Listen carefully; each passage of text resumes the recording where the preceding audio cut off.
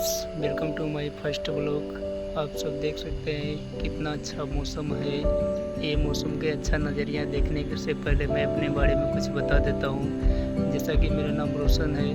मैं अपने एजुकेशन की बात करूँ तो मैं 12th पास हूँ और उसके बाद मैं देख सकता हूँ कितना अच्छा लोकेशन पर आया हूँ ब्लॉग बनाने के लिए। यही लोकेशन देखिए।